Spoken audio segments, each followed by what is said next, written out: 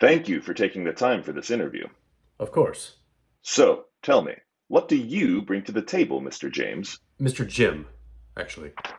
My mistake, go on. Well, I have 6 years' experience. I was in management at my last job, and I was also in charge of customer success.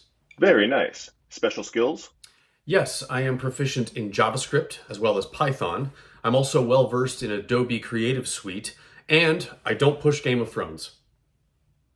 Can you elaborate? Which part? The, uh, the last one. Well, and I have a lot of practice in this area. Let's say I were to discover that one of my colleagues has not seen Game of Thrones. I can avoid telling them they should watch it. Really? That's right.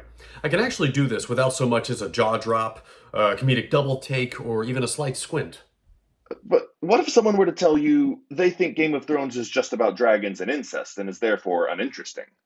Listen, a person is entitled to their opinion, however uninformed. I remember thinking that Parks and Rec was just a clone of The Office. Now, is that a show you recommend?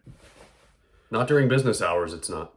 What if someone were to say to you, TGIF? I would say, indeed, and move on. Working hard or hardly working?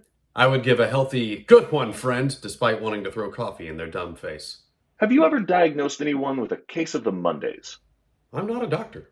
Ever heated fish in a break room microwave? The last time a fish came with me anywhere, I was dragging a shark out of the ocean to teach him a lesson. He interrupted my surfing session. And when was that? Yesterday. Let's say Kevin from sales is being boisterous and talking loudly about the fantasy football league he and some colleagues are in. How would you handle that?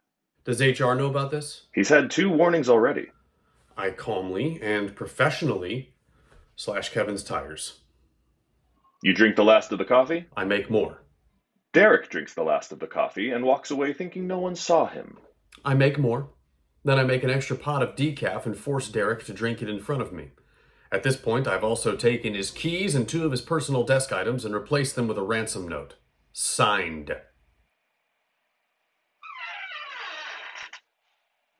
We strive to create a welcoming environment here, Mr. Jim. An open culture where people can focus on their work without having to worry about making friends or participating in uncomfortable small talk. With that in mind, what can you do to promote this culture with any employee hired after you?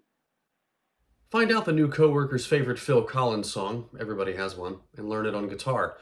I also keep them away from Brenda in accounts payable. How do you know about Brenda? It's my job to know. You're hired.